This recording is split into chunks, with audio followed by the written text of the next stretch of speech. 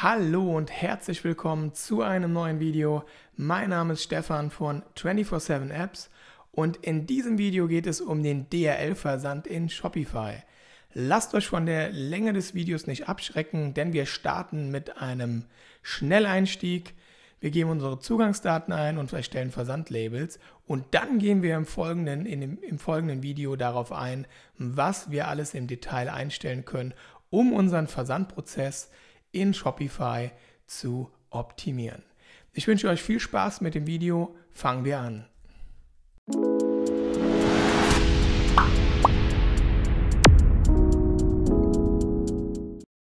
Vorab schauen wir uns doch hier mal das Inhaltsverzeichnis an, damit wir grob schon mal wissen, was uns in diesem Video erwartet. Und das habe ich hier vorbereitet, ganz einfach in Google Docs.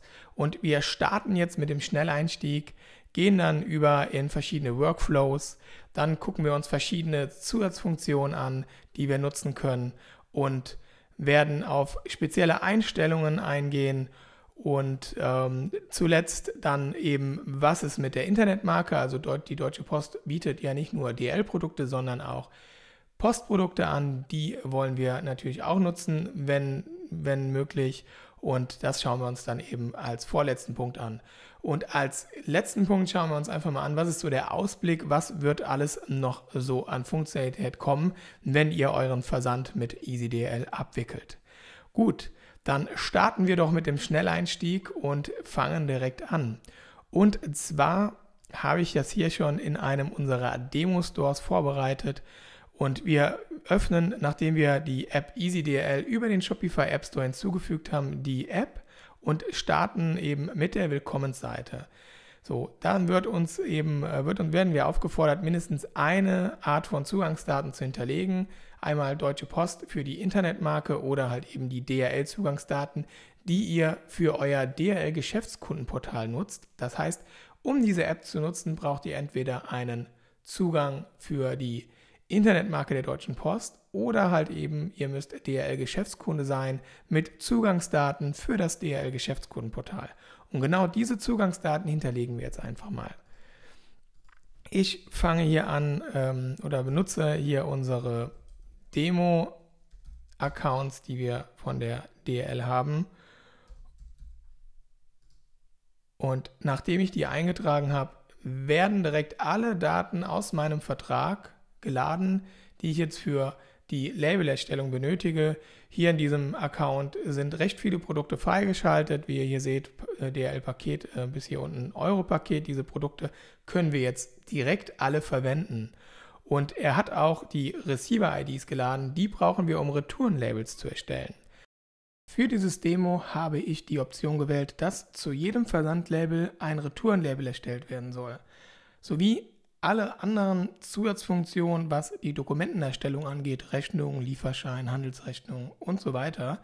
Und das sehen wir jetzt, indem wir einfach mal Labels erstellen. Und dazu können wir über das Dashboard alle nicht ausgeführten Bestellungen in der App laden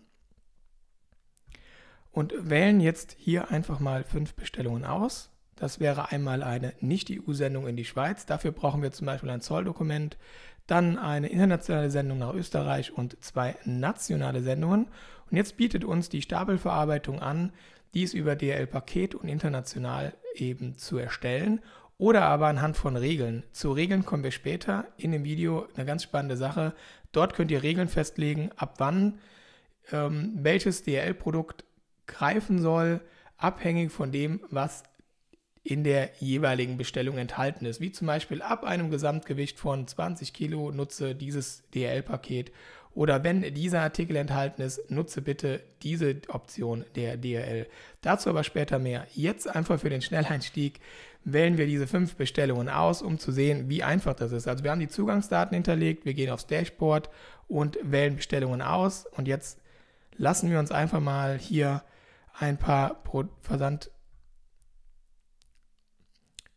erstellen und hier sehen wir jetzt dann eben auch, dass wir die Versandlabels haben, eine Zollerklärung, wir öffnen das einfach mal, so, das ist nur eine Zollerklärung, weil wir nur eine Nicht-EU-Sendung hatten, das wäre die für in die Schweiz und wir haben Lieferschein, Rechnung, wir haben eine Handelsrechnung, manche Sendungen bzw. manche Länder brauchen bei der Verzollung eine Handelsrechnung. Die erstellt euch die App auch, wenn ihr das in den Einstellungen so aktiviert habt. Und dann, wie eben schon angedeutet, das Retourenlabel, weil ich möchte für jedes Versandlabel bzw. für jede Bestellung ein Retourenlabel haben, damit ich das eben beilegen kann. Und dann sehen wir hier die letzten 3 Positionen, die sind auch sehr interessant. Und zwar das zusammengeführte Dokument ist dann ein Dokument, was eben chronologisch Bestellung für Bestellung alle anderen Dokumente hintereinander zusammengefügt hat. Das gucken wir uns einfach mal an. Gehen wir auf die Druckansicht und hier sehen wir Paket, dann kommt eben der Retourenschein, dann der Lieferschein, die Rechnung und dann wieder das nächste Label und das geht dann eben immer so weiter, sodass ihr dann eben, wenn ihr das ausdrucken wollt oder ausdrucken möchtet, dass ihr dann eben alles chronologisch eben direkt schon so aus dem Drucker bekommt, wie ihr das eben auch braucht. So, und dann haben wir hier noch 2 Download-Möglichkeiten, beziehungsweise die man sich auch anzeigen lassen kann. Das ist einmal die Pick- und die Packliste. Dazu jetzt im Folgenden dann eben mehr. Bevor wir jedoch auf die Pick- und Packliste zu sprechen kommen, möchte ich noch ein paar Funktionen zeigen, die die Bulk-Ausführung allgemein betreffen. Und zwar könnt ihr diese Seite hier auch teilen, indem ihr die Bulk-Ausführung teilt. Entweder sendet ihr dies direkt an eine E-Mail oder ihr kopiert den Link.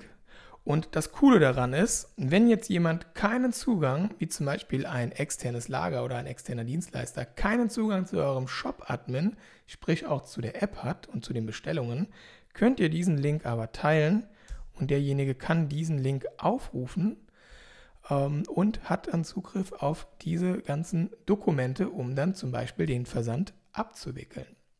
Das wäre zum Beispiel noch eine Funktion, die ich an der Stelle erwähnen möchte. Und wenn ihr dann zum Beispiel wieder in das Dashboard wechselt, aber ihr habt jetzt noch irgendwas vergessen oder ihr sucht eine bisher bereits erstellte Stapelverarbeitung, dann könnt ihr immer über das Archiv alle erstellten Versandlabels sowie alle erstellten Stapelverarbeitungen finden. Entweder ihr geht direkt über die Bestellung hier auf das Icon, das indiziert, das Icon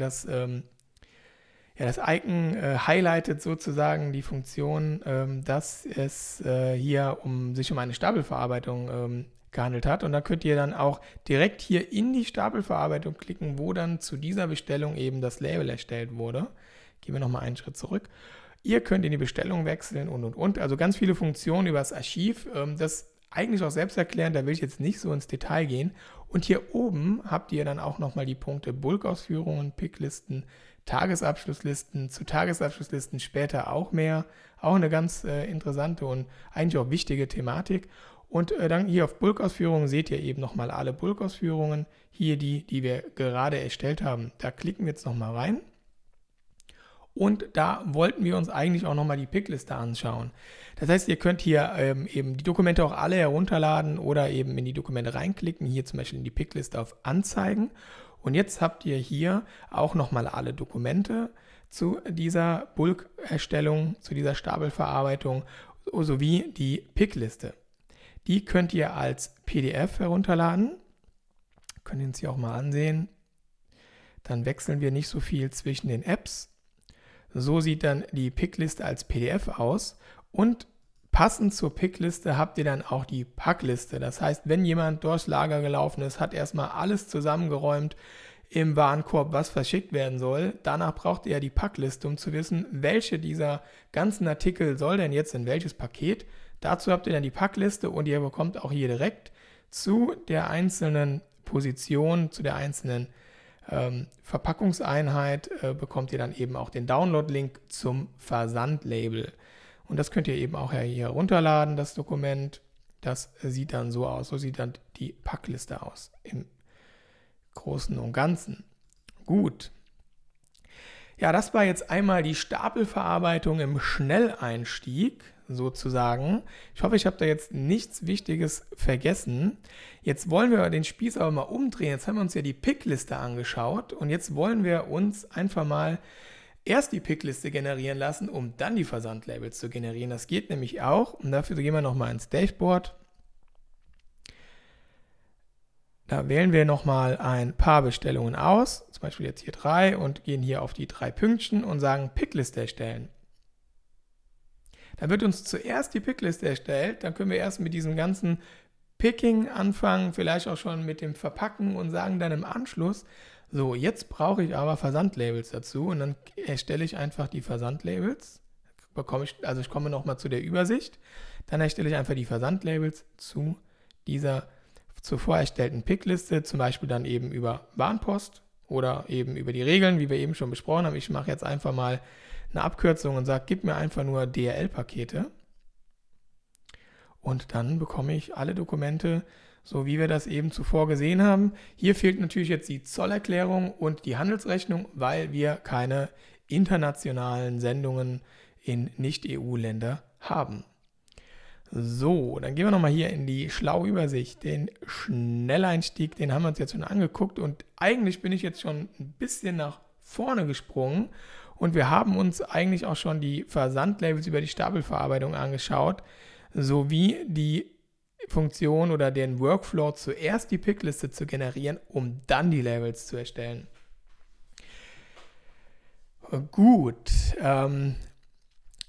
ich würde noch einmal in die App hineinwechseln, um zu gucken, ob ich hier an der Stelle noch irgendetwas vergessen habe zu erwähnen. Wir haben jetzt hier nochmal die Übersicht, wir haben uns das Archiv angeschaut.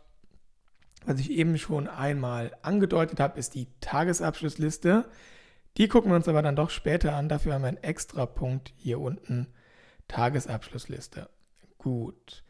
Ja, dann wären wir eigentlich schon beim nächsten Punkt und zwar das App-Dashboard, was wir jetzt schon gesehen haben für die Stapelverarbeitung versus die Shopify-Bestellungsübersicht. Denn über beide Ansichten lassen sich die Versandlabels innerhalb der Stapelverarbeitung erstellen und dazu gehen wir nochmal hier in den Shopify-Admin und rufen noch einmal das Dashboard in der App auf. Hier habt ihr so ein paar mehr Informationen, die quasi für die Versandlabelerstellung unserer Meinung nach und der Meinung der Händler, die uns eben immer wieder mit Feedback versorgen, eben relevant sind. Und im Vergleich dazu gucken wir uns jetzt einmal die Bestellungsübersicht in Shopify an. Die ist halt etwas anders aufgebaut, weil die sehr allgemein gehalten ist. Die ist jetzt nicht speziell für die Versandabwicklung eben designt. Hier könnt ihr aber eben auch verschiedene Filter anlegen, wie zum Beispiel hier so vordefinierte Filter von Shopify, nicht ausgeführte Bestellungen eben anzuzeigen. Und hier habt ihr jetzt eben auch die Möglichkeit, statt über das Dashboard von EasyDHL über die Shopify Bestellungsübersicht zu arbeiten. Hier könnt ihr dann eben auch mehrere Bestellungen auswählen, die jetzt eben, für die ihr jetzt Versandlabels erstellen möchtet. Und dann könnt ihr über diese 3 Pünktchen, könnt ihr in die App wechseln für die Labelerstellung und dann habt ihr in der App auch wieder diese Bestellung vorausgewählt. Wir machen dann nochmal eine Validierung. Ist die Hausnummer überall vorhanden? Gibt es irgendwelche anderen harten Validierungsfehler, die eine Versandlabelerstellung eben blockiert? Und das würde dann hier für euch eben auch angezeigt werden, wie zum Beispiel, dass Warenpost jetzt nicht möglich ist, weil das Gewicht zu hoch ist. Und jetzt können wir dafür eben auch einfach die Versandlabels erstellen. Und da haben wir dann eben auch wieder die ganzen Dokumente plus eben die Version des zusammengeführten Dokuments sowie Pickliste und Packliste. Ja, das geht halt eben entweder über das Dashboard in der App oder ihr könnt das eben auch über die Shopify Bestellungsübersicht machen. Das wäre ein weiterer Workflow, der hier in dem Video auf jeden Fall einmal gezeigt werden sollte. Gut, haben wir das auch abgehakt. So, und jetzt haben wir uns die Stapelverarbeitung im Detail angeguckt. Jetzt wollen wir aber auch mal eine Bestellung in der Einzelansicht aufrufen, weil manchmal habt ihr ja auch Bestellungen, die erfordern eben verschiedene Versandoptionen zum Beispiel oder haben irgendwelche Fehler in der Adresse und müssen nachbearbeitet werden. Und dazu könnt ihr über das Dashboard jede Bestellung eben in der Einzelansicht in der App aufrufen. Das gleiche geht auch, weil wir uns das zuvor schon angesehen haben, über die Bestellungsübersicht von Shopify. Und zwar könnt ihr hier eben auch eine Bestellung rauspicken. Das ist jetzt erstmal die Shopify-Detailansicht einer Bestellung und dann habt ihr oben den Button, die Aktion Weitere Aktionen und könnt dann wiederum in die App EasyDHL wechseln und habt hier dann die Möglichkeit, auch Teilausführungen, Teilsendungen auszuführen. Das heißt, wenn ihr jetzt zum Beispiel mal nur hier unten diese blau-schwarze Jacke versenden möchtet, dann setzt ihr die Stückzahl der anderen Positionen runter, habt dann hier noch die Möglichkeit, ein Versandprodukt eben zu nutzen, zum Beispiel Warenpost, weil wir sagen, okay, das Gesamtgewicht, das passt zur Warenpost, ist etwas günstiger als ein DHL-Paket und könnt hier auch nochmal die Lieferadresse editieren. Zum Beispiel könnt ihr das Ganze auch an eine Packstation oder an eine Filiale senden lassen.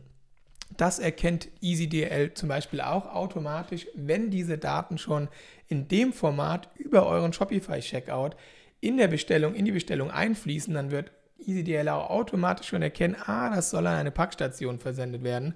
Und dann funktioniert das eben auch über die Bulk-Ausführung, genauso gut wie hier über die Einzelausführung. So, dann haben wir, okay, jetzt wollen wir erstmal nur diese Jacke, Stückzahl 3, versenden über die Warenpost. Und dann könnt ihr hier noch das Labelformat wählen. Dazu später in den Details dann auch mehr, wenn wir über die Einstellungen gehen. Wir sagen jetzt einfach mal, wir nehmen einfach mal irgendein crazy Format hier, irgendein anderes Format, nicht crazy Format. Und Lieferadresse haben wir ja schon geguckt. Ihr könnt hier die Absenderadresse nochmal wählen, wenn ihr mehrere hinterlegt habt in Shopify. Da sind halt verschiedene Funktionen, die ihr hier nochmal nutzen könnt. Auch Kontaktmöglichkeiten nochmal hinterlegen, also verschiedene Sonderoptionen. Jetzt sage ich Versandlabel erstellen. Und da ist es, das Versandlabel. Ihr könnt es auch direkt im Anschluss stornieren, wenn ihr während dem Erstellen schon gesehen habt, da war noch irgendwas falsch. Müsst es aber nicht stornieren. Also dieses Thema Versandlabel stornieren ist immer nur dann interessant, wenn ihr persönlich aufräumen möchtet. Die DHL verrechnet oder berechnet euch nur Versandlabels, die auch wirklich auf den Versandweg gehen. So, jetzt habt ihr hier nochmal die ganzen Dokumente. Da könnt ihr auch immer den Link auch nur in die Zwischenablage kopieren und den zum Beispiel auch weiterleiten, um dann jemand anderem dieses Label zur Verfügung zu stellen. Da wäre jetzt das Label. Oder halt eben direkt überdrucken oder hier den Download-Link eben selber weiterarbeiten mit diesen Dokumenten. So, und dann unter weiteres Versandlabel erstellen, kommt ihr wieder zur Bestellung und könnt jetzt eben sagen, okay, für die nächsten 2 Positionen möchte ich dann doch das Versandprodukt DHL-Paket verwenden. Das ist jetzt insgesamt 21 Kilo schwer, also muss ich sowieso Paket nehmen und ich möchte das noch irgendwie als Nachname versenden oder mit einer Alterssichtsprüfung, einem Ident-Check. Da könnt ihr verschiedene Optionen halt eben zubuchen, die euch dann so sonst über die Stapelverarbeitung nicht zur Verfügung stehen. Beziehungsweise nur teils zur Verfügung stehen, weil wir für gewisse Optionen auch Einstellungen in der App haben, dass ihr sagen könnt, für alle meine Bestellungen möchte ich einen Ident-Check haben, weil ich zum Beispiel Produkte versende, die eben immer einen Ident-Check eben voraussetzen. Das könnt ihr dann einmal fest einstellen in den Settings. Gucken wir uns auch später im Video an, welche Optionen, welche Einstellungen es in der App gibt. Und da würde dann auch in der Stapelverarbeitung zu jeder Bestellung diese Option greifen. Dann wählen wir hier doch einmal zum Beispiel Sperrgut für diese beiden Artikel. Und führen die Bestellung jetzt einmal komplett aus. So, und jetzt haben wir wieder ein Label bekommen. Öffnen wir das einmal und hier sehen wir auch, Achtung, schweres Paket, Sperrgut, dann ist die Option gebucht. Wichtig bei den Optionen ist zu beachten, dass diese verschiedenen Optionen auch vorhanden sind bei euch im Geschäftskundenvertrag. Das heißt, es gibt Abrechnungsnummern, die wir dann eben über euren Account laden. Da sind gewisse Optionen nicht freigeschaltet. Wenn diese Optionen nicht freigeschaltet sind, dann wird euch das in der App aber auch angezeigt. Und wenn ihr diese Option nutzen möchtet, müsstet ihr einmal Kontakt mit der DHL Geschäftskundenbetreuung aufnehmen, um dieses Produkt oder diese Option in eurem Vertrag einmal zu hinterlegen und dann funktioniert das auch in Zukunft. So, jetzt haben wir die Bestellung einmal komplett ausgeführt. Das sehen wir daran, dass hier eben keine nicht ausgeführten Artikel mehr vorhanden sind, sondern nur noch ausgeführte Artikel. Und da kommen wir jetzt auch zu dem Thema Sendungsverfolgung und generell den Statuswechsel der Shopify-Bestellung. Das hat eben zum Beispiel automatisch schon bei den ganzen Bestellungen funktioniert. Im Hintergrund ist das alles schon abgelaufen, wo wir die Stapelverarbeitung für die Versandlabelerstellung verwendet haben. Das heißt, während wir das Versandlabel erstellt haben, wurde in der Bestellung sofort der Status auf ausgeführt gesetzt und auch die Sendungsinformationen hinterlegt. Und das gucken wir uns jetzt mal beispielhaft für diese Bestellung an. Ihr könnt in die Shopify-Bestellung wechseln, indem ihr hier oben auf die Bestellnummer klickt. Und hier sehen wir jetzt, dass wir zweimal die Bestellung ausgeführt haben, weil wir auch 2 Versandlabels erstellt haben. Das heißt, wir haben einmal eine Tracking-Nummer für das erste Versandlabel und dann eine Tracking-Nummer für das zweite Versandlabel. Und hier seht ihr schon, ihr könnt über die App eine Bestellung auf verschiedene Sendungen aufteilen, indem ihr das über die Einzelausführung eben bewerkstelligt. Es gibt auch eine Spezialoption, da kommen wir auch später noch drauf zu sprechen, dass eine Bestellung über die Stapelverarbeitung automatisch ab einer gewissen Menge von Artikeln auf mehrere Sendungen aufgesplittet wird. Das ist aber eine Detailsache, die gucken wir uns dann auch viel später im Video an, damit wir jetzt erstmal in die wichtigsten Funktionen eingetaucht sind. Gut. An der Stelle wäre, glaube ich, jetzt erstmal nichts zu sagen. Gehen wir nochmal in die App. Nochmal ins Archiv und hier sehen wir jetzt eben auch die beiden Versandlabels, die wir erstellt haben, als jeweils eine Position im Archiv mit der Sendungsnummer. Hier könnt ihr auch nochmal das Label stornieren, wenn ihr unbedingt drauf besteht.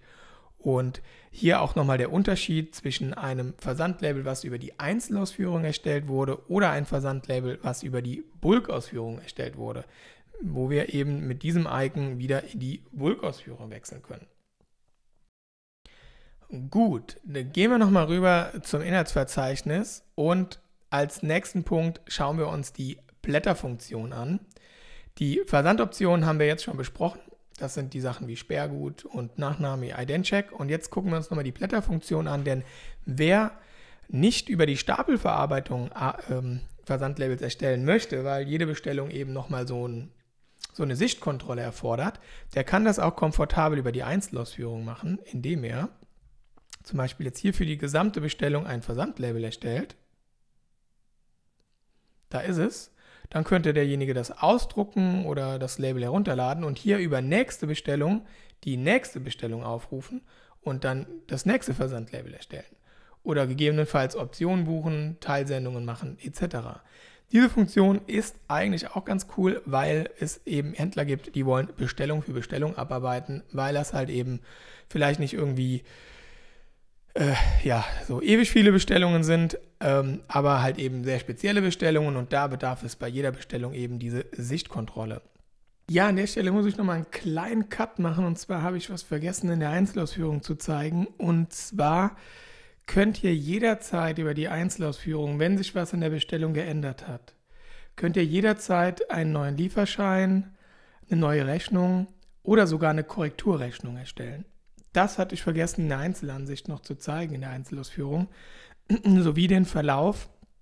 Ihr seht in jeder Einzelausführung, in jeder Einzelansicht seht ihr dann eben nochmal den Verlauf über alle Dokumente, die hier irgendwann irgendwie mal erstellt wurden. Das heißt, wenn ich jetzt mal nur eine Rechnung erstelle, eine neue, dann habe ich hier mit einem neuen Zeitstempel auch die Rechnung und kann die eben ausdrucken oder dem Kunden zur Verfügung stellen. Ja, und jetzt geht es dann weiter mit dem Video. Ja, gut, dann hätten wir diesen Punkt eigentlich auch abgehakt und sind jetzt einmal ganz grob über die verschiedenen Workflows gegangen, die euch die App so bietet. Mit Sicherheit gibt es Händler, denen fallen noch weitere Workflows ein, die wir jetzt hier hätten auch durchsprechen können, aber wir wollen das Video ja irgendwann auch mal zu einem Ende bringen. Gut, dann haken wir diesen Punkt ab, sind wir im ersten Punkt durch, mit dem zweiten Punkt durch und gucken uns jetzt alle zusätzlichen Funktionen und Einstellungsmöglichkeiten der App an und da geht echt einiges. Also festhalten, es geht los. Dazu gehen wir wieder in die App und zwar starten wir einmal, wo starten wir denn? Wir starten mal mit den Einstellungen und zwar mit den allgemeinen Einstellungen. In den allgemeinen Einstellungen habt ihr die Möglichkeit, die Anzahl der Bestellungen, die auf dem Dashboard angezeigt werden, eben zu konfigurieren. Ihr könnt einen Filter setzen, sollen nur Bestellungen geladen werden, die eben allgemein offen sind oder die bereits bezahlt sind. Dann gibt es noch eine Sortiermöglichkeit. Möchtet ihr die ältesten Bestellungen zuerst abarbeiten oder die neuesten? Ja, dann haben wir die Möglichkeit, verschiedene Informationen auf dem Dashboard einzublenden und auszublenden. Also ihr könnt das zum Beispiel ganz minimal machen. Ich speichere das mal so ab. Gehen wir nochmal ins Dashboard. Und dann seht ihr, hier fehlen viele Informationen, die zuvor eben sichtbar waren. Genau. Und dann gehen wir nochmal Einstellung allgemein. Setzen wir hier überall nochmal den Haken. So. Dann habt ihr noch eben die zusätzlichen Optionen für die Bulk-Erstellung. Die könnt ihr aktivieren. Dann sieht das Dashboard eben so aus, dass ihr hier oben noch den Wunschtag eintragen könnt. Mehr ist das an der Stelle erstmal nicht. Die ganzen Filtermöglichkeiten können wir jetzt noch besprechen. Und zwar, hier habt ihr ja schon einiges an Filtern, die ihr so eben anklicken könnt. Ihr könnt suchen. Wenn ihr zum Beispiel erstmal nur die nationalen Bestellungen abarbeiten wollt, könnt ihr auch auf die Länderflagge klicken und dann wird nach Shipping national gefiltert zum Beispiel. Ihr könnt auch nach der Versandart filtern, indem ihr die Versandart hier anklickt und dann wird hier eben auch dieser Filter aktiviert oder eben hier auf dem X wieder deaktiviert. So, dann gehen wir wieder in die allgemeinen Einstellungen. Ihr könnt eben auch noch eine Anzahl an Artikel für die Bulk-Label-Erstellung, für die Stapelverarbeitung angeben. Das heißt, wenn eine Bestellung mehr als diese Anzahl von Artikeln beinhaltet, dann soll das nicht über die Bulk-Versandlabel-Erstellung abgearbeitet werden, sondern da wollt ihr eventuell in die Bestellung einzeln hinein und dann eben die Bestellung aufsplitten oder spezielle Optionen wählen, so wie wir das eben zu Anfang des Videos gesehen haben. Ihr könnt die Sortierung der Versandlabels oder der Stapelverarbeitung angeben. Sollen die Bestellungen nach SKU oder Artikelnummer oder Bestellungsname abgearbeitet werden? Das könnt ihr hier eben auch machen. Hier haben wir auch immer wieder mal, wenn es ein Video dazu gibt, ein spezielles Video eben in den Einstellungen verlinkt. Ja, Bulk-Ergebnis könnt ihr auch dann automatisch an eine E-Mail-Adresse senden lassen. Das ist auch noch eine sehr spannende Option. Das heißt, wenn ihr mit einem externen Lager zusammenarbeitet und wollt, dass die Versandlabels oder die ganzen Dokumente, so wie wir das zuvor gesehen haben, wenn dieser Link automatisch an eine E-Mail-Adresse gesendet werden soll, dann könnt ihr diese E-Mail-Adresse hier eben eintragen. Genau, und dann haben wir noch die Staffelung der Stapelverarbeitung. Das heißt, wenn ihr zum Beispiel 250 Bestellungen auf dem Dashboard anzeigen lasst und alle auswählt, wollt ihr vielleicht nicht, dass alle 250 Bestellungen in einer Stapelverarbeitung quasi resultieren. Ihr wollt quasi diese 250 Bestellungen auf maximal 50 Bestellungen pro Stapelverarbeitung eben aufgesplittet haben. Ja, die könnt das auch auf 10 setzen. Das können wir uns ja vielleicht mal anschauen. Gehen wir mal aufs Dashboard. Und jetzt wähle ich mal hier, ja, jetzt muss ich halt schon mindestens 20 Bestellungen auswählen, um das einmal zu zeigen. So, jetzt haben wir, ich wähle einfach mal 11 aus. Jetzt sollten wir 2 Ergebnisse bekommen. Gehen wir auf die Verarbeitung. Dann wechselt das System nicht in das Endergebnis der einen Stapelverarbeitung, sondern auf die Übersicht der Bulk-Ausführungen. Und hier seht ihr jetzt, hier ist einmal eine Stapelverarbeitung mit 10 Bestellungen, hier oben mit der 11. Genau, das ist diese Option. Das setze ich jetzt mal wieder auf den Standard zurück. Das ist die 50. So. Und dann hier unten könnt ihr dieses Zusammenführen der Dokumenten eben aktivieren. wenn ihr das nutzen möchtet. Und dann könnt ihr auch auswählen, welche Dokumente sollen dann in dieses zusammengeführte Dokument eben reinwandern. Und ihr könnt auch zusätzlich zu dem, was wir eben gesehen haben, dass das ganze Ergebnis der Bulk-Ausführung an eine E-Mail-Adresse gesendet, geteilt wird, könnt ihr auch nur das Dokument der zusammengeführten, also das zusammengeführte Dokument eben per E-Mail teilen, sobald eine Stapelverarbeitung abgeschlossen ist. Das waren jetzt einmal die allgemeinen Einstellungen. Das wäre dieser Punkt, den hätten wir dann schon abgehakt. So, und dann gehen wir rüber zu den Einstellungen allgemein Versand. Das heißt, unter Einstellungen Versand könnt ihr alles, was jetzt mit dem Versandlabel und mit dem Versand über DHL zu tun hat, könnt ihr hier nochmal feinjustieren. Das sind mittlerweile ganz schön viele Optionen, weil die App ja auch über die letzten 4 Jahre durch Feedback der Händler, durch Feedback der DHL natürlich da mitgewachsen ist. Aber wir versuchen das immer so klar wie möglich halt in den Einstellungen auch schon zu erklären. Und deswegen gehen wir hier jetzt einfach mal so grob über die ganzen Einstellungen, ohne dann für jede Einstellung jetzt ein Label zu erstellen, weil ansonsten sprengt das wirklich den Rahmen dieses Videos. Ganz wichtig ist aber zum Beispiel auch, dass man die Standardprodukte wählt. Das heißt, für die Stapelverarbeitung könnt ihr hier die Standardprodukte wählen.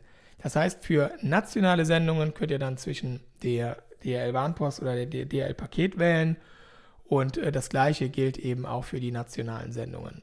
Das sind dann die Produkte, die euch standardmäßig dann für die Stapelverarbeitung, die dann da greifen, wenn ihr nicht etwas anderes ausgewählt habt. So, dann könnt ihr auch sagen, wenn eine Warenpost international, also wenn ein Label für Warenpost international erstellt wird, soll das bitte immer als Premium erstellt werden, weil nur bei Warenpost international Premium gibt es eine Sendungsverfolgung. Das werden wir auch immer wieder mal gefragt. Warum ist denn bei meinem Warenpost International Label jetzt keine Sendungsverfolgung möglich? Dann wurde da die Option Premium nicht gewählt. Dann die Absenderadressen. Hier habt ihr die Möglichkeit, aus verschiedenen Adressen, die bei euch im Shopify Store unter Einstellungen Standort hinterlegt sind. Da habt ihr die Option in der App, zwischen diesen Standorten eben zu wählen. Das wäre dann hier. Oder ihr könnt die DHL-Absenderreferenz nutzen. Das heißt, im DHL-Geschäftskundenportal könnt ihr eine DHL-Absenderreferenz festlegen. Die hat dann eine Bezeichnung, die ihr da festlegen könnt. Die könnt ihr hier eintragen. Dazu haben wir hier unten aber auch noch ein Video verlinkt für die Details. Und da könnt ihr zum Beispiel auch euer eigenes Logo auf dem Versandlabel abbilden. Ja. Noch ein wichtiger Punkt, das Verpackungsgewicht. Denn wenn ihr die Gewichtsangaben in euren Produkten hinterlegt habt, rechnet euch die App ja das Gesamtgewicht automatisch aus, damit die DHL die über die Gewichte abrechnet und nicht über das Paketmaß. Da werden wir auch immer wieder gefragt, wie kann ich denn die Paketmaße pflegen? Die Paketmaße sind, solange das nicht das maximale Ausmaß des Pakets sprengt, sprich kein Sperrgutversand ist das Maß eigentlich relativ egal bei der DHL, wenn ihr DHL-Geschäftskunde seid. Es geht im Endeffekt immer nur darum, wie schwer ist euer Paket. Und deswegen haben wir noch diese Option hier, dass auf die Summe der Artikelgewichte innerhalb einer Bestellung, dass dort eben nochmal ein Verpackungsgewicht obendrauf gerechnet wird, damit ihr da irgendwie keinen Ärger bekommt, falls ihr jetzt sagt, irgendwie, wir haben immer 500 Gramm Verpackungsgewicht ungefähr. Da ist die DHL auch nicht so genau. Es sollte aber nicht vorkommen, dass jedes Paket immer irgendwie 1 Kilo oder ein halbes Kilo schwerer ist. Da könnt ihr hier mit dem Verpackungsgewicht eben ein Gewicht angeben, was immer automatisch für die Stapelverarbeitung, aber auch für die Einzelausführung oben auf das Paket, also auf die Bestellung oben drauf gerechnet wird. Das könnt ihr hier eintragen. Genau, das habt ihr einmal für die Paketsendungen und für die Warenpostsendungen, weil Warenpostsendungen sind ja generell immer viel kleiner, weil es ja auch nur bis zu 1 Kilo geht. So, oder bis zu 2 Kilo. Korrigiert mich bitte unter den Kommentaren, wenn ich da irgendeinen Blödsinn erzählt habe. Und dann habt ihr noch diese Option Fallback-Gewicht. Das brauchen aber die wenigsten Händler. Es gibt Händler, die haben für ihre Produkte überhaupt keine Artikelgewichte gepflegt und wollen das auch nachträglich nicht tun. Und möchten einfach, weil das irgendwie immer nur bis 1 Kilo ist, möchten einfach so ein Gewicht für alle Produkte festlegen für alle Versandlabels, die erstellt werden sollen. Und da könnt ihr dann eben dieses Fallback-Gewicht eintragen. Das geht hier. Gut, dann zum Punkt Labelerstellung. Hier könnt ihr ein allgemeines Format auswählen, was immer standardmäßig greifen soll für eure Labelverstellung. Das ist dann halt für euch zum Beispiel auch sehr interessant, wenn ihr einen Labeldrucker habt. Da gibt es ja gewisse vordefinierte Formate, die könnt ihr hier auswählen. Oder ihr nehmt die GKP-Vorlage. Das ist die Vorlage oder die Einstellungen, die ihr im DRL-Geschäftskundenportal hinterlegt habt. Also das heißt, wenn ihr da ein Format ausgewählt habt, generell für eure Labels, dann würde die App EasyDRL dieses Format eben aus dieser Einstellung übernehmen.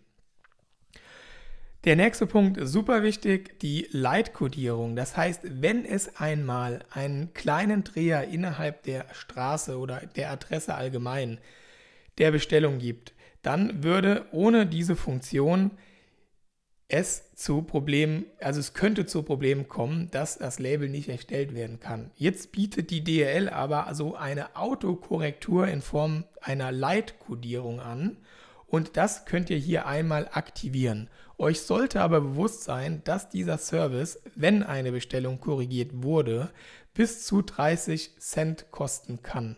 Das hängt aber auch immer davon ab, was ihr in eurem Geschäftskundenvertrag vereinbart habt. Also fragt da gerne auch nochmal euren Ansprechpartner bei der DRL, wie hoch denn da eben die Vergütung an die DRL ist, wenn so eine Leitkodierung oder so, wenn so eine Korrektur gegriffen hat.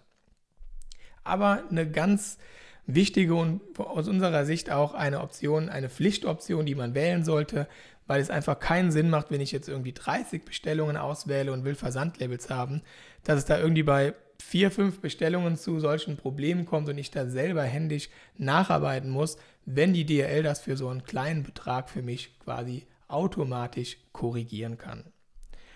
Ja, dann könnt ihr noch die Telefonnummer von euch, also für euch als Absender auf dem Versandlabel, auf jedem Versandlabel hinterlegen, die könnt ihr hier eintragen.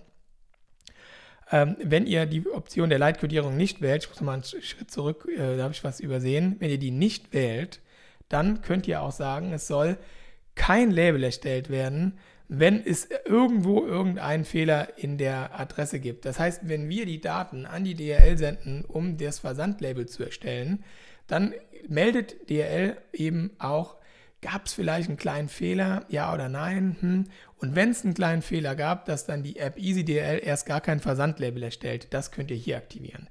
Solltet ihr aber die Leitkodierung aktiviert haben, schließt sich die andere Option aus. Die könnt ihr dann eben nicht wählen, die wird dann einfach ignoriert. Deswegen ist die dann auch in dem Fall hier ausgegraut. So, dann die Option maximale Anzahl Artikel je Label. Das hatte ich am Anfang schon mal oder während dem Stelleinstieg schon mal kurz angesprochen. Ihr könnt hier festlegen, dass wenn eine Bestellung zum Beispiel 5 Artikel beinhaltet, 5 Positionen, dann könnt ihr hier festlegen, dass diese Bestellung auf mehrere Versandlabels aufgesplittet werden soll. Das heißt zum Beispiel in dem Fall, das haben wir hier auch in dem Hilfetext mit drin, in der Beschreibung, das heißt in dem Fall, wenn ihr jetzt 5 Artikel in einer Bestellung habt und hier den Wert 2 eintragen solltet, dann werden euch 3 Versandlabels erstellt.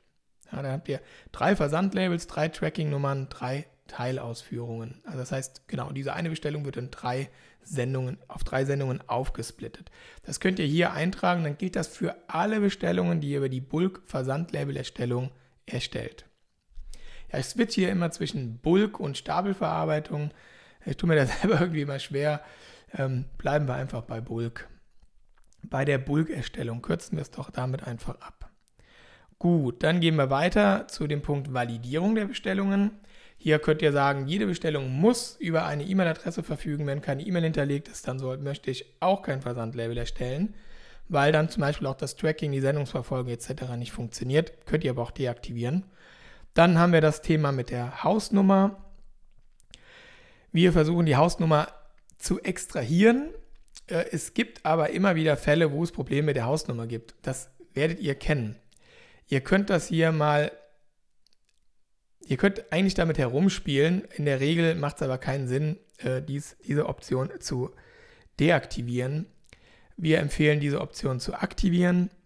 für die meisten ist das die bessere Option, aber es gibt immer wieder Edge Cases, gerade mit Sendungen ins Ausland, wo das mit den Hausnummern so eine Sache ist und dann könntet ihr das deaktivieren, damit die App erst gar nicht irgendwie da irgendetwas falsch macht und ihr sagt, nee, wenn da irgendwas nicht stimmt, dann muss ich das sowieso händisch machen. Also bitte EasyDL, fummel da nicht irgendwie rum oder versucht da nichts zu extrahieren. Das könnt ihr dann über diese Einstellung steuern. Der Punkt Zollerklärung. Auch ein wichtiger Punkt für alle, die in Nicht-EU-Länder versenden. Da könnt ihr einmal die Validierung der Zolltarifnummern, das sind die sogenannten HS-Codes, die könnt ihr deaktivieren, dass wir gar nicht darauf prüfen. Empfiehlt sich aber nicht, geht hin und pflegt einmal die HS-Codes in euren Produkten in Shopify. Da könnt ihr die HS-Codes einmal hinterlegen und die App EasyDL zieht sich die HS-Codes für die Erstellung der Zolldokumente. Und dann habt ihr hier noch weitere Optionen, die sind nicht Pflicht, die sind optional, macht aber durchaus Sinn, wenn ihr euch mit dem Thema beschäftigt und hier alle Informationen eben hinterlegt, die für die Verzollung wichtig ist, weil die DHL halt eben diese Zollerklärung für euch erstellt und da werden diese Daten eben, wenn vorhanden, auch herangezogen und übernommen. Macht aber auch nicht für alle Sinn, ist aber eben Ermessen des einzelnen Businesses, einzelnen Händlers doch manchmal wichtig. Dann der neue Punkt Paketankündigung, der ist tatsächlich neu, weil viele von euch werden vielleicht schon eine E-Mail von der DHL bekommen haben, dass ab Oktober, ich glaube das war der 13. Oktober, es keine E-Mails mehr gibt für die Sendungsverfolgung, für die Ankündigung zur Sendungsverfolgung. Und das hat die DHL jetzt sozusagen umbenannt oder eben mit in die Paketankündigung mit hineingenommen. Deswegen heißt das bei uns jetzt auch nicht mehr versende die Sendungsverfolgung über die DHL, sondern versende die E-Mail zur Paketankündigung durch die DHL. Da müsst ihr aber auch sicherstellen, dass ihr bei euch im Checkout dem Kunden oder den Kunden darauf hingewiesen habt oder sogar einen Opt-in vom Kunden habt, dass ihr die E-Mail auch an die DHL übermitteln dürft, die E-Mail-Adresse, damit die DHL eine E-Mail in Form der Paketankündigung an den jeweiligen Kunden, Besteller senden darf. Also da müsst ihr euch selber eben sicher sein, dass das alles so in Ordnung ist, bevor ihr diese Option aktiviert. Standardmäßig, wenn ihr die App installiert, ist diese Option deaktiviert. Also das bitte in eigenem Ermessen, je nachdem wie ihr euren Checkout aufgebaut habt. Dann der Punkt Retouren. Hier könnt ihr, das haben wir jetzt eben gesehen, als ich die Stapelverarbeitung oder auch in der Einzelausführung Versandlabels erstellt habe, wurde immer direkt ein Retourenlabel erstellt. Das könnt ihr aber auch deaktivieren. Wenn ihr das deaktiviert, das gucken wir uns einmal kurz an, gehen wir ins Dashboard, dann habt ihr jetzt hier die Option, dass ihr dann ein Retourenlabel zu der Bestellung wollt und wenn ihr das nicht wählt, dann bekommt ihr auch kein Retourenlabel, wenn wir jetzt diese Bestellung abarbeiten. Also so viel dazu noch. Genau, das gleiche ist auch, wenn ihr hier irgendwie sagt, ich will immer für Warenpost International Premium haben und geht ins Dashboard, dann ist die Option weg, dass ihr da separat nochmal Premium anwählen könnt, weil macht ja auch keinen Sinn. So, das heißt, hier Retourenlabel wollen wir immer stellen. Ja, dann gehen wir aufs Dashboard, dann sind die Optionen weg. Genau, und diesen Wunschtag ist für die meisten halt eigentlich auch, wirklich nicht so wichtig. Ne? Ich glaube, das haben wir unter Allgemein, haben wir das hier drin, dann machen wir das auch mal weg. Und dann haben wir das wieder hier standardmäßig schön schlank. Gut, wo sind wir stehen geblieben? Versand, Retouren. So, Retouren, genau. Ja, wer von euch McNelista benutzt, kann hier auch noch die Option wählen. Die haben wir einmal für einen Händler speziell gebaut, der halt eben über Otto und McNelista arbeitet, über Otto-Versandportal, genau. Sendungsnummer der Retoure in Metafields der Bestellung, ja, genau. Das heißt, wenn ihr auch Retourenlabel erstellt, dann wird diese Sendungsnummer standardmäßig nicht in der Shopify-Bestellung hinzugefügt, sowie die Sendungsverfolgung, sowie die Tracking-Nummer.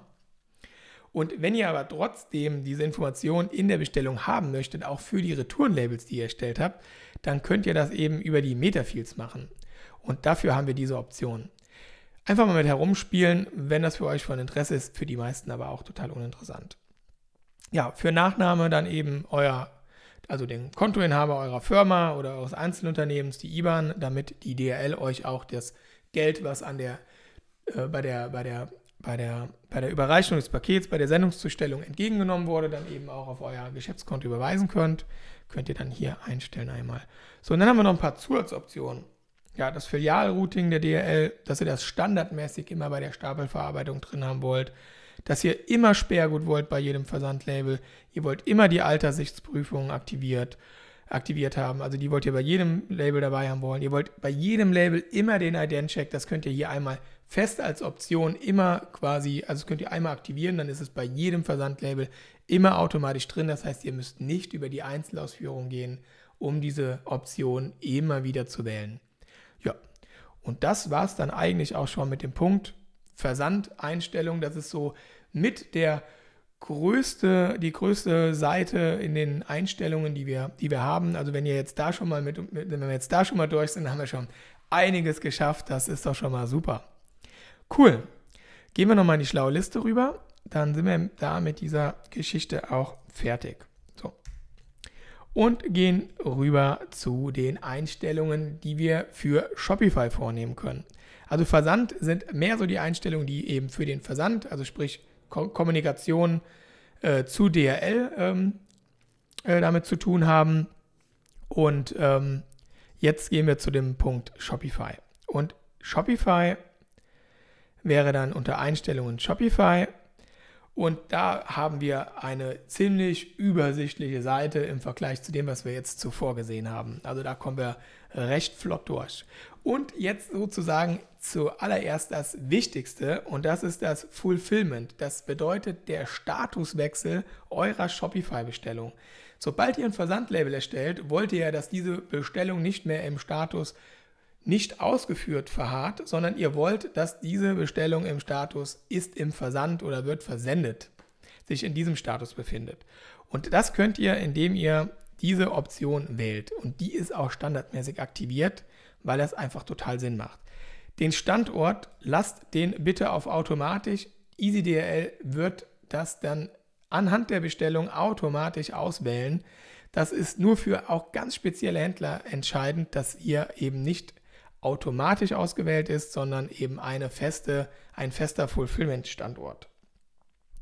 Und jetzt habt ihr noch die Option, die Shopify-Versandbestätigungs-E-Mail einmal nicht zu versenden oder halt zu sagen, sobald die Tracking-Nummer übermittelt wird von EasyDHL nach Shopify, soll auch die Shopify-Versandbestätigung mit der Tracking-ID an den Kunden gehen, damit der weiß, okay, das Ding geht jetzt auf den Weg und hier kann ich die Sendung halt eben verfolgen. Das Gleiche gilt auch, wenn jetzt zum Beispiel keine Tracking-ID vorhanden ist. Es gibt zum Beispiel Produkte, da gehen wir später noch drauf ein, der Deutschen Post, zum Beispiel Großbrief, Maxibrief, da gibt es zum Beispiel keine Tracking-Nummer und dann wollt ihr aber trotzdem, dass Shopify die Versandbenachrichtigung-E-Mail verschickt und dann könnt ihr das halt eben über diesen Haken steuern. So, dann haben wir noch einmal die Tags. Die Tags sind auch ganz nett.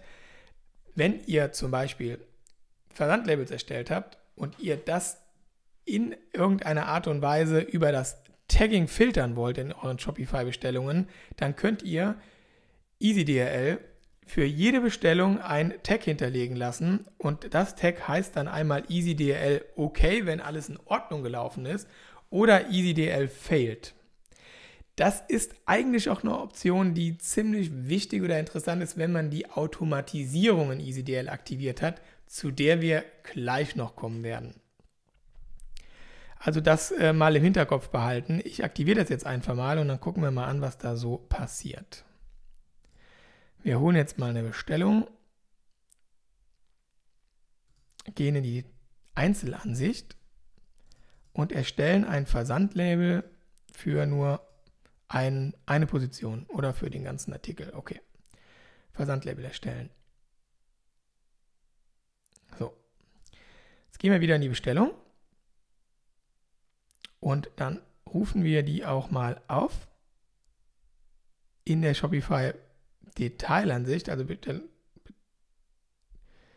jetzt sollte ja eigentlich das Tag schon erscheinen. Jetzt hat er das aber nicht gemacht. Und zwar habe ich hier im Hintergrund etwas nicht laufen gehabt. Das sollte jetzt im Anschluss noch hinzugefügt werden. So, jetzt müsste das da sein. Wir refreshen.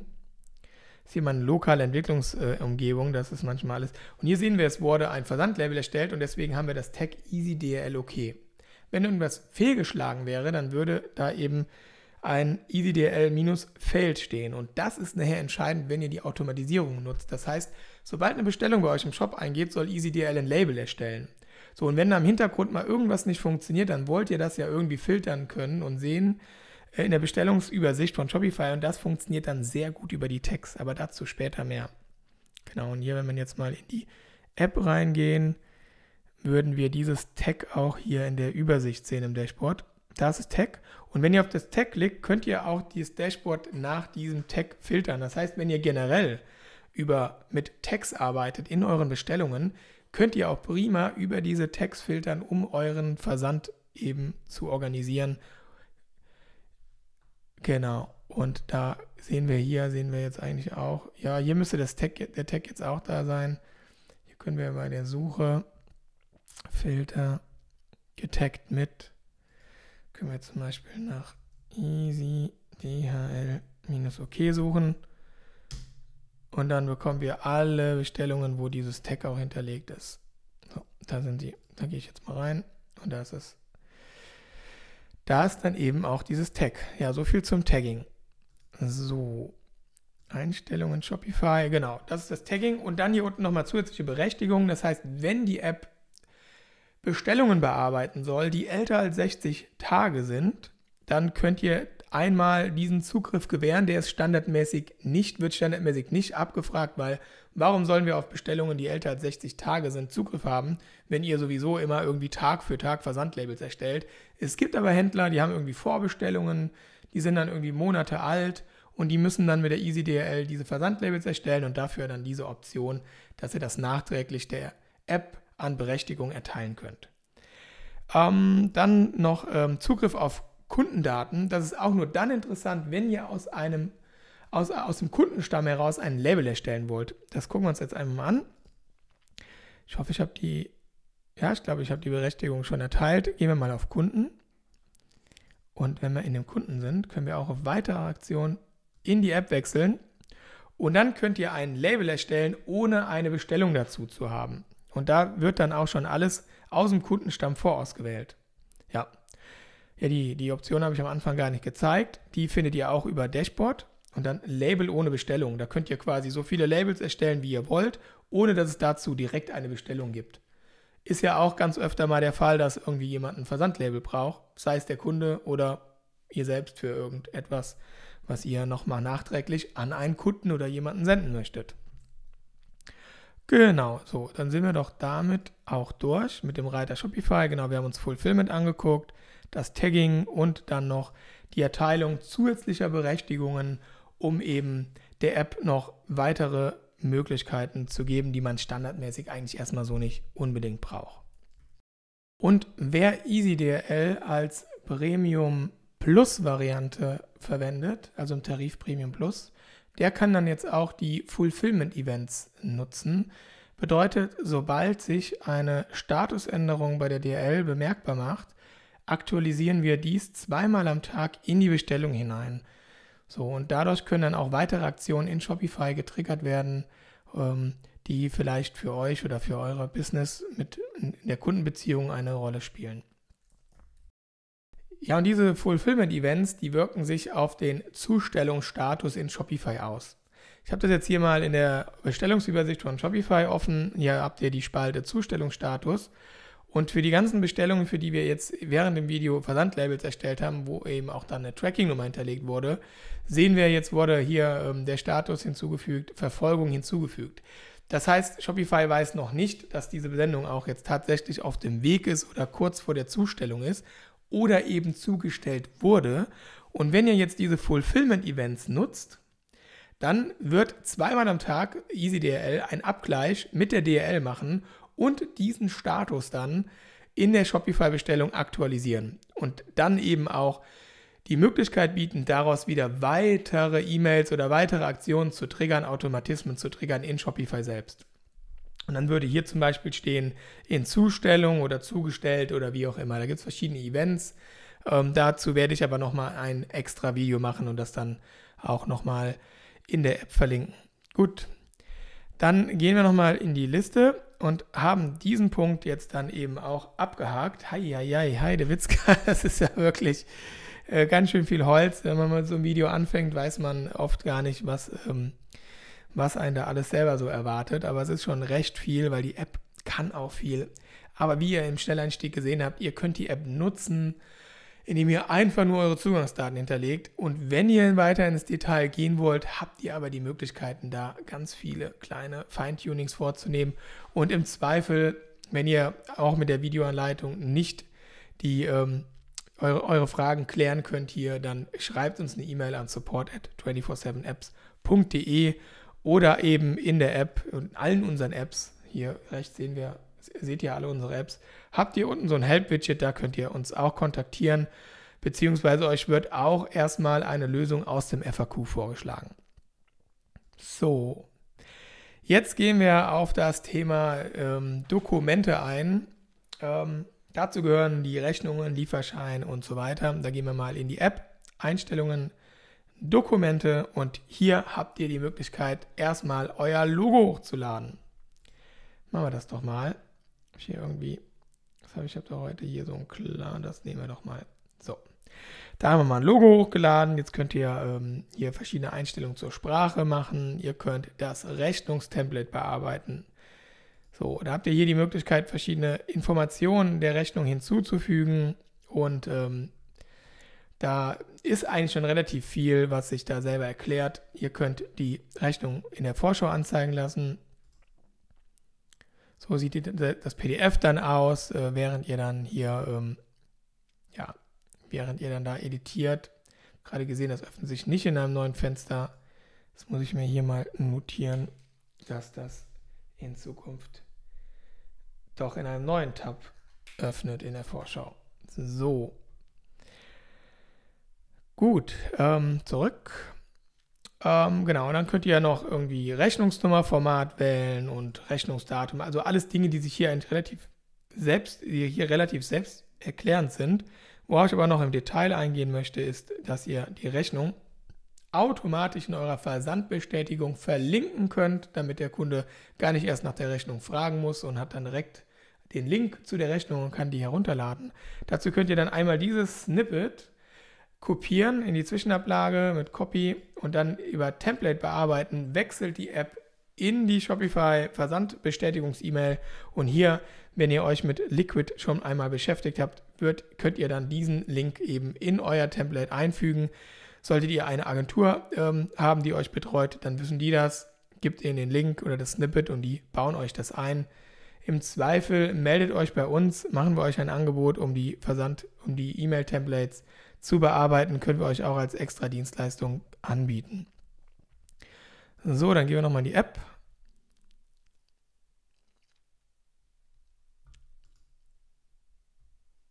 Einstellungen, Dokumente, so das ist das Thema Rechnungen. Da gibt es verschiedene Optionen, die sind so von Zeit zu Zeit hinzugekommen aus Feedback unserer Nutzer. Standardmäßig ist das für manche nicht unbedingt relevant. Hier die Handelsrechnung, wenn ihr die braucht, könnt ihr hier auch aktivieren. Der Lieferschein wird sowieso generell immer mit erstellt, den könnt ihr nutzen, den müsst ihr nicht nutzen. Dann habt ihr auch noch die Möglichkeit, das Template des Lieferscheins so ähnlich wie für die Rechnung zu bearbeiten. Und dann hier noch so Zusatzoptionen, die halt eben auch aus Feedback unserer Nutzer in der App hinzugefügt wurden. Tagesabschlussliste. Sehr interessante Geschichte. Wenn ihr einen Versandtag hinter euch habt und wollt ein Protokoll erzeugen, was denn jetzt an Sendungen überhaupt alles erzeugt wurde, dann ist das so die sogenannte Tagesabschlussliste. Da habt ihr hier nochmal die Möglichkeit, die Tagesabschlussliste, die Sortierung einzustellen und auch das Format der Beschreibung. Und wenn wir jetzt eine Tagesabschlussliste, wie sieht die aus? Da könnt ihr eben auch übers Dashboard gehen und könnt die Tagesabschlussliste erstellen. Wenn ihr die nicht selber manuell erstellt, erstellt die App immer um, 0 Uhr nachts, also beim Wechsel in den nächsten Tag wird dann eben über die App automatisch die Tagesabschlussliste erstellt. Und wie sehen die aus? Ich klicke jetzt mal auf Tagesabschlussliste erstellen. Wir haben heute 29 Sendungen erstellt und die Tagesabschlussliste sieht so aus. So, da ist sie. Da seht ihr dann zum Beispiel, das sind die ganzen Einzelausführungen, die wir gemacht haben, über die Einzelansicht. Und hier seht ihr alle Labels oder alle Sendungen, die über dann gewisse Bulk-Operationen gelaufen sind, gruppiert. Da habt ihr dann auch nochmal eine genaue Übersicht, was hier abgegangen ist. Und das Coole daran ist, ihr könnt das zum Beispiel auch ausdrucken und wenn ihr mit der DHL eine Abholung vereinbart habt, könnt ihr bei Abholung diese Liste nochmal gegenzeichnen lassen. Dann habt ihr sozusagen einen Nachweis darüber, welche Sendungen ihr an die DHL übergeben habt.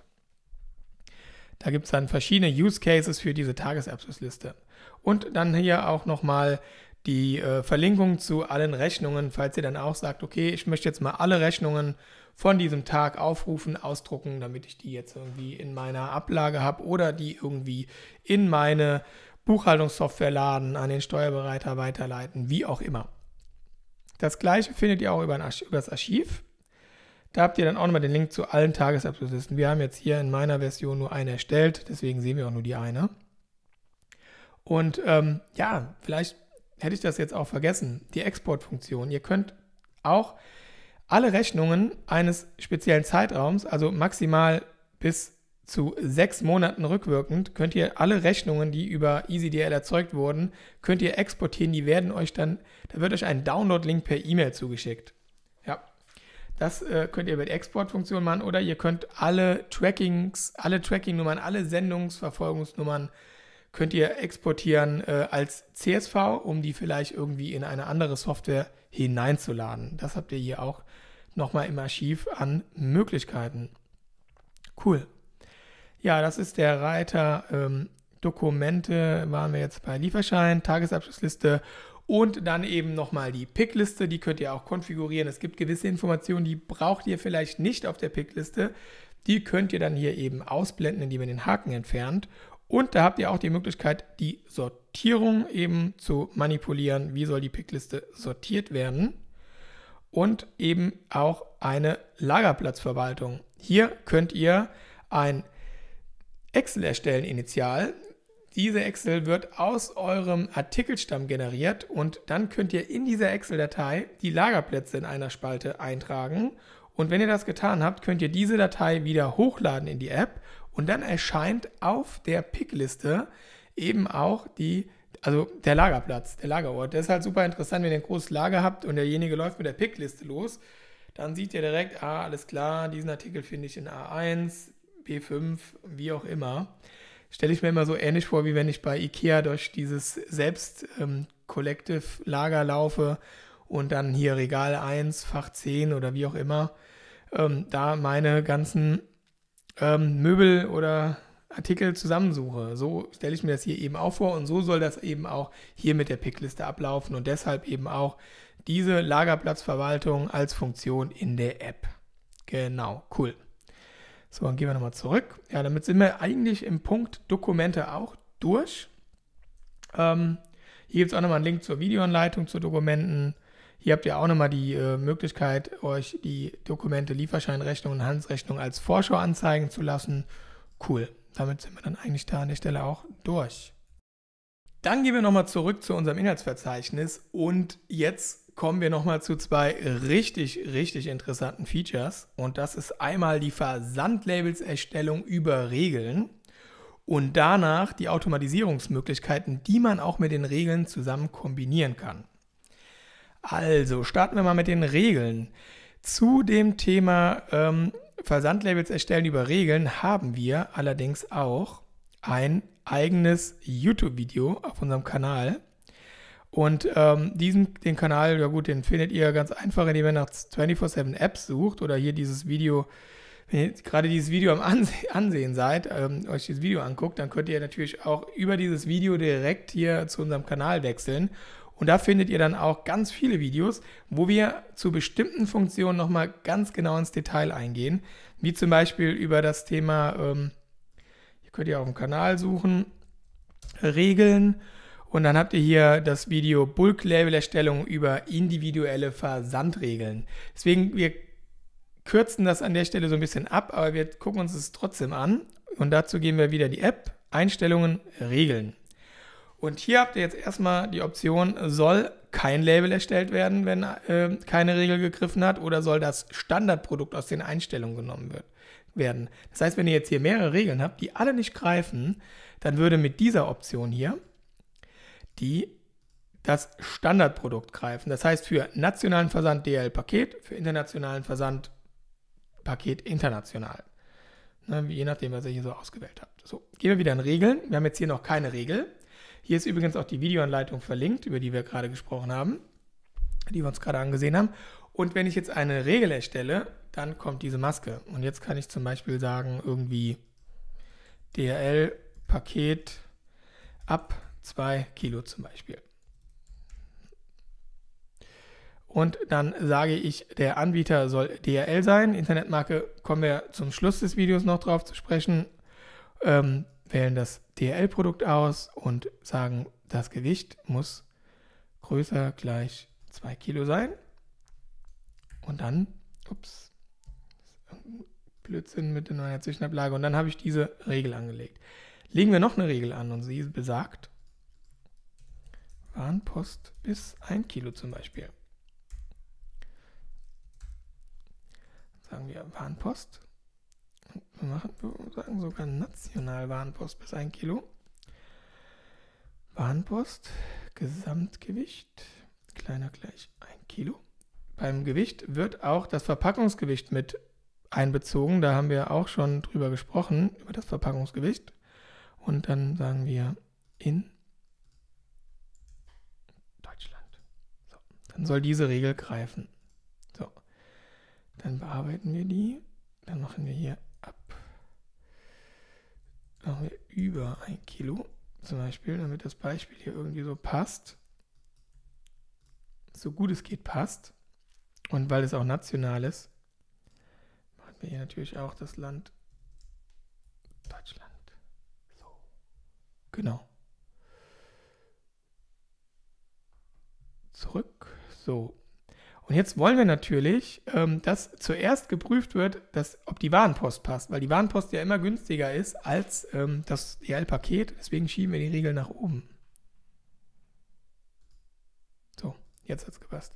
Schieben wir die Regel nach oben, das heißt, die Regel soll zuerst gecheckt werden, bevor die zweite Regel gecheckt wird. Also hier wird nach Priorität, werden diese Regeln abgearbeitet. Und das probieren wir doch jetzt einfach mal aus.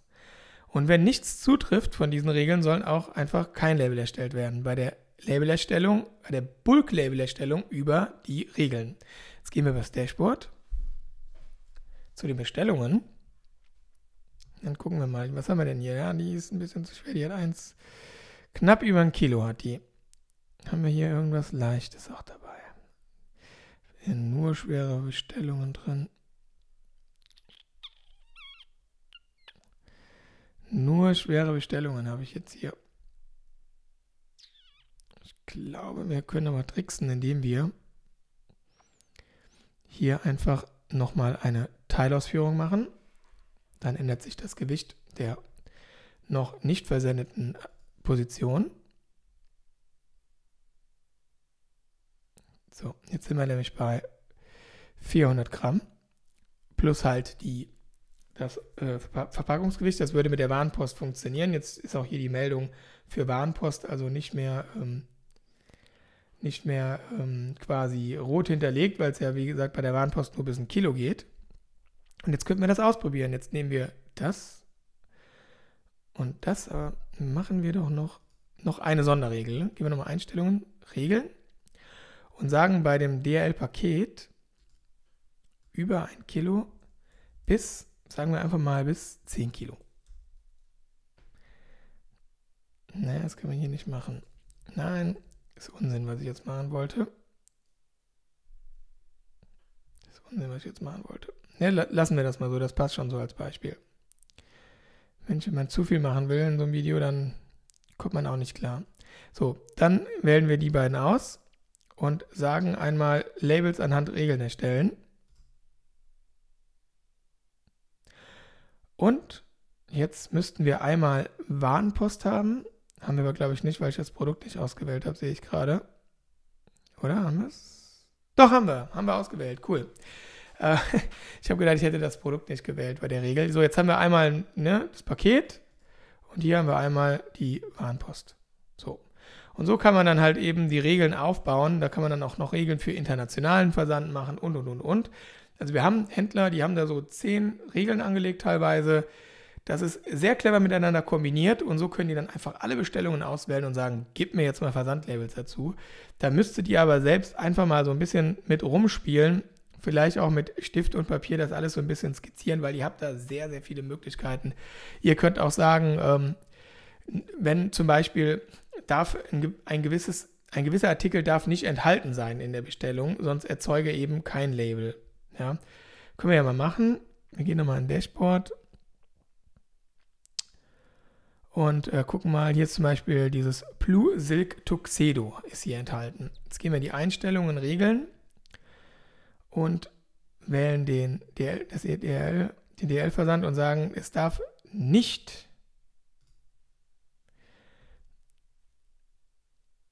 dieses Blue Silk Tuxedo enthalten sein. Speichern das und wir haben ja hier gesagt, es soll kein Label erstellt werden, wenn auch keine Regel zutrifft. Und wenn wir jetzt zum Beispiel, ist das hier ist es auch enthalten, hier ist zum Beispiel nicht enthalten, jetzt wählen wir einfach mal 3 Bestellungen und lassen uns die Labels anhand der Regeln erstellen. Und jetzt sollten wir nur ein Versandlabel bekommen, weil diese beiden Bestellungen haben diesen Artikel Tuxedo in der Bestellung enthalten. So, und jetzt haben wir nur einmal ein Versandlabel bekommen. So, ne? Weil wir gesagt haben in den Regeln, wenn keine unserer definierten Regeln zutrifft, mach einfach nichts, nehm auch nicht das von mir hinterlegte Standardprodukt. Umgekehrt können wir sagen, wenn keine Regel zutrifft, nimm das Standardprodukt. Dann gehen wir wieder über die Einstellungen. So, jetzt haben wir hier eben dieses Tuxedo. Wenn ich das jetzt wählen würde, Label anhand Regeln, dann bekomme ich das Versandlabel über das hinterlegte Standardprodukt, was jetzt hier in dem Fall auch DHL-Paket wäre. Genau, und ihr könnt eine Sache, die ich dazu noch sagen müsste, ist, ihr könnt die Regeln auch für die Internetmarke definieren, aber die Stapelverarbeitung der Internetmarke oder den DHL-Produkten ist miteinander nicht kombinierbar. Das heißt, wenn ihr hier Regeln anlegt und dann Labels anhand Regeln erstellt, dann greifen auf dem Dashboard nur die DHL-Produkte und die Regeln für die DHL-Produkte. Und wenn ihr die Stapelverarbeitung über den Reiter Internetmarke verarbeitet, greifen die Regeln für die Internetmarke. Das werden wir in Zukunft noch ein bisschen besser trennen von dieser Seite her, dass man das hier schon irgendwie mehr separiert, weil das ist momentan alles so vermischt und führt da auch unnötig zu Verwirrung. Das haben wir aber schon auf unserer Roadmap. Ja, so viel zum Thema Regeln. Ja, dann können wir das doch abhaken und gehen rüber zu den Automatisierungsmöglichkeiten. Einstellungen Automatisierung. So, die können wir aktivieren. Wenn ihr die aktiviert, habt ihr die Möglichkeit zwischen dem Auslöser, Zahlungseingang oder Bestellungseingang zu wählen. Und wenn ihr die aktiviert, dann müsst ihr euch darüber im Klaren sein, dass sobald eine Bestellung eingeht oder eine Bestellung eingeht und den Zahlungsstatus bezahlt hat, dass automatisch von EasyDHL ein Versandlabel erstellt wird. Und zwar, wenn ihr das hier eben aktiviert. Ihr könnt auch sagen, ich möchte nur eine Rechnung erstellen, wenn eine Bestellung eingeht und möchte diese Rechnung eben in der Versandbestätigung dann eben mit einbetten. Aber konzentrieren wir uns mal auf die Labelerstellung.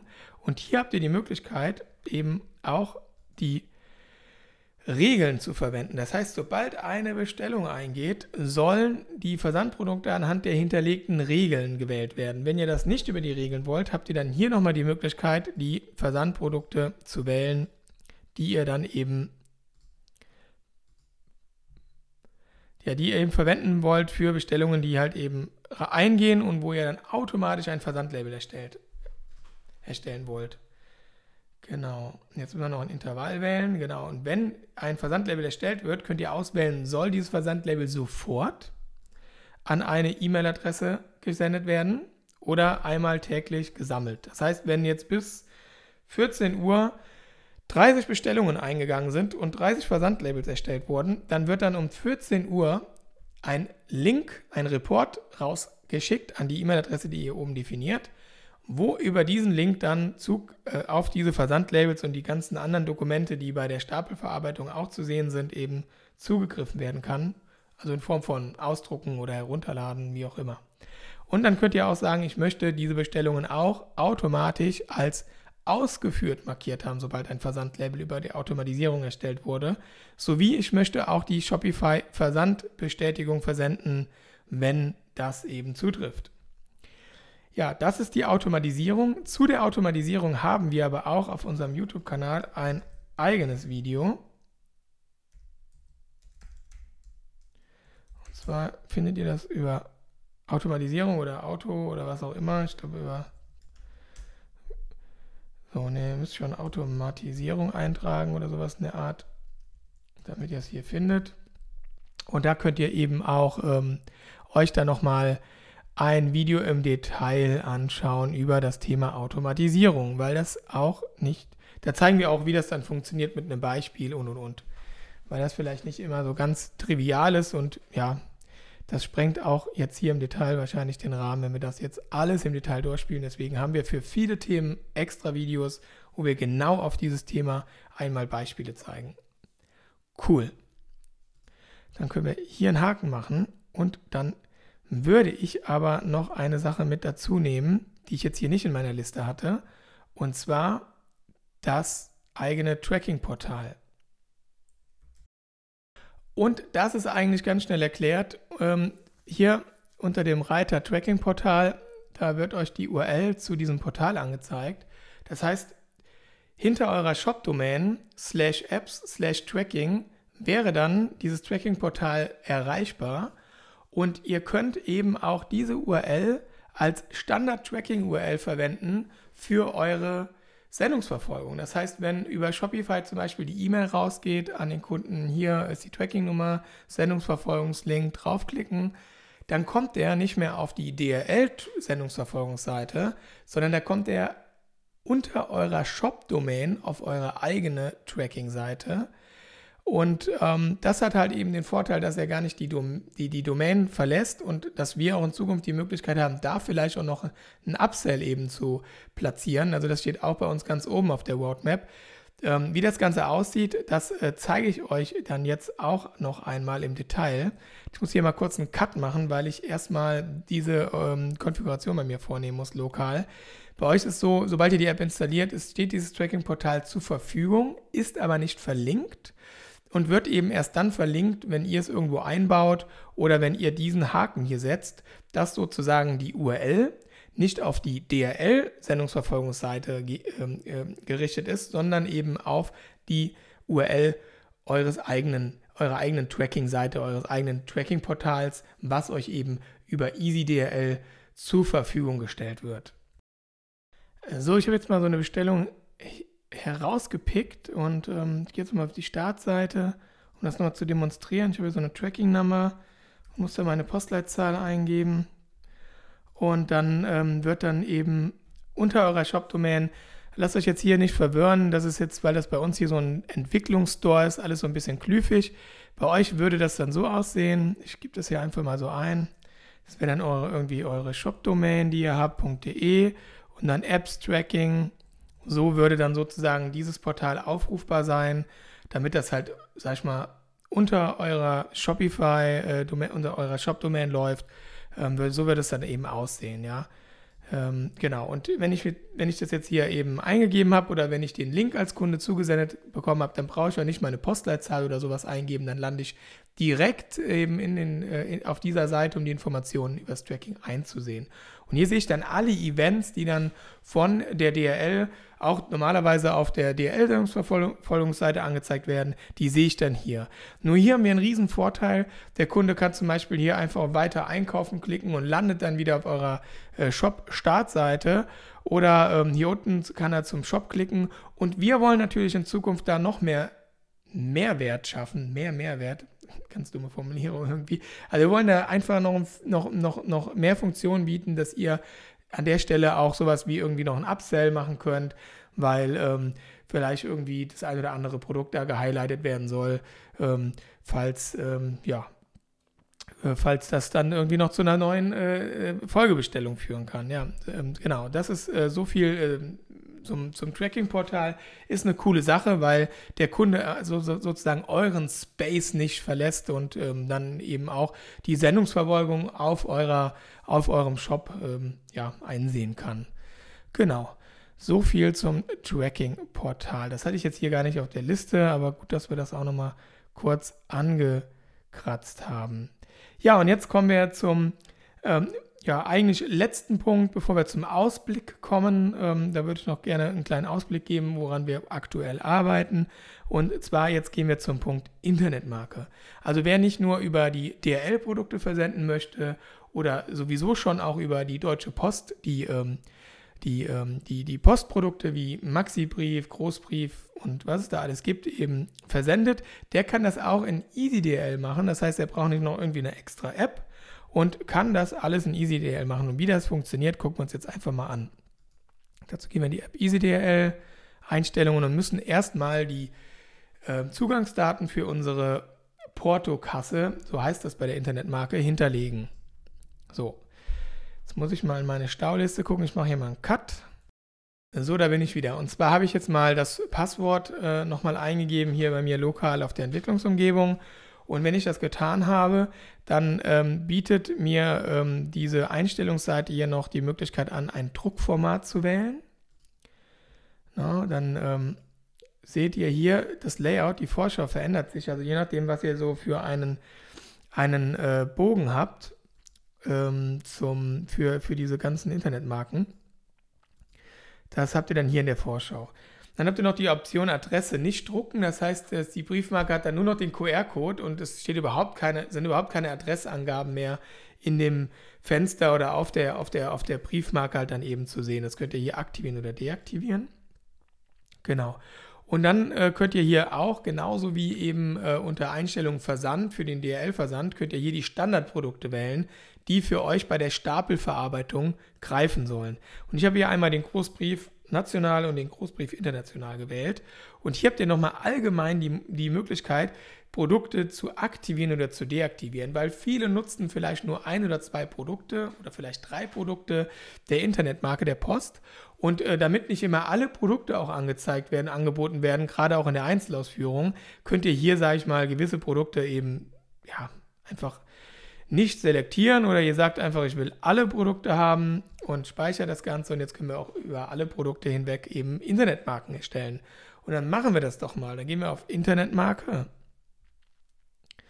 Das passt natürlich jetzt überhaupt nicht zum Produktgewicht, aber wir machen das jetzt trotzdem einfach mal. Wir selektieren hier mehrere Bestellungen und sagen eben Druckposition wählen. Und jetzt könnt ihr noch eben auswählen, wenn ihr zum Beispiel habt ihr einen angebrochenen Bogen.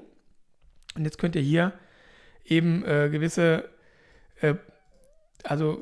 Felder abwählen oder zuwählen, um dann, sage ich mal, einen angebrochenen Bogen zu verwenden, um dann weitere Briefmarken zu erstellen. Das könnt ihr jetzt hier irgendwie machen. So, jetzt sagen wir mal speichern, Druckposition wählen, speichern und dann Labels. Genau, jetzt geht ihr hier auf die 3 Pünktchen. Also das müsst ihr nicht machen, das könnt ihr machen hier mit der Druckposition. Jetzt gehen wir über diese 3 Pünktchen hier.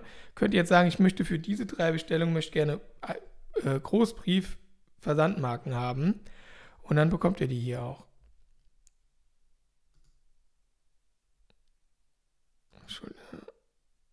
Das muss ich hier klicken. Die Vorschau geht gerade nicht. So, und dann habt ihr jetzt hier die Versandmarken. oben angefangen. Und hier seht ihr, hier ist die Absenderadresse jetzt eben drauf. Und das hätte man eben über diese Option halt in den Einstellungen deaktivieren können. Genau. So. Und das, ich gucke mal gerade in die Bestellung rein. Die Texte nämlich auch aktiviert, genau. Und ihr habt auch zu Produkten der Deutschen Post, habt ihr auch eine Tracking-Nummer, wie ihr hier sehen könnt.